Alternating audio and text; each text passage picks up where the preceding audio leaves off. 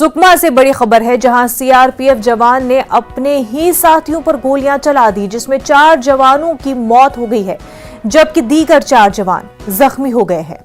मामला रात 1 बजे पेश आया। सुकमा के मरईगड़ा थाना इलाके के लिंगनपल्ली सीआरपीएफ 50 बटालियन कैंप का ये मामला है। जख्मी जवानों को तेलंगाना के भद्राचलम के अस्पताल में भर्ती कराया गया। बाद में बेहतर इलाज के लिए उन्हें रायपुर शिफ्ट कर दिया गया। पूरे मामले की जांच के अहकाम दिए गए हैं।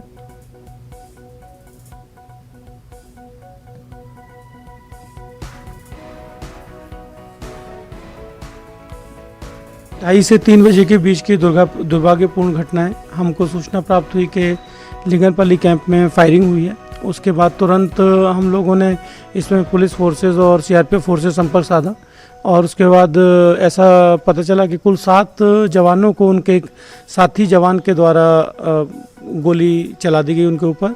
इसमें 2 लोग की तुरंत वहीं मौके पे ही मौत हो गई थी।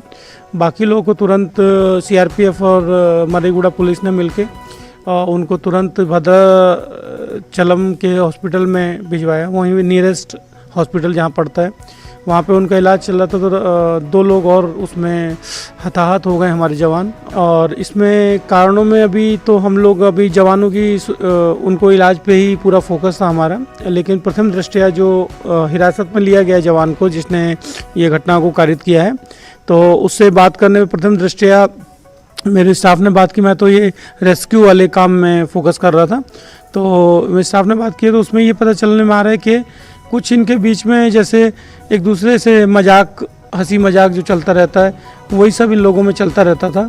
उसको लेके ये थोड़ा मानसिक तौर पे उसको नहीं शायद वो गुड स्पिरिट्स में ले पाया और हंसी मजाक में इस तरीके से ये मानसिक शायद अवसाद की स्थिति में आया होगा।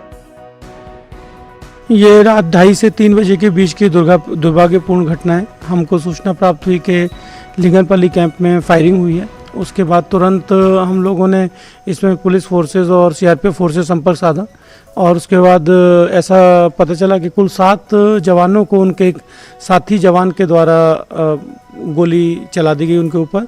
इसमें 2 लोग की तुरंत वहीं मौके पे ही मौत हो गई थी।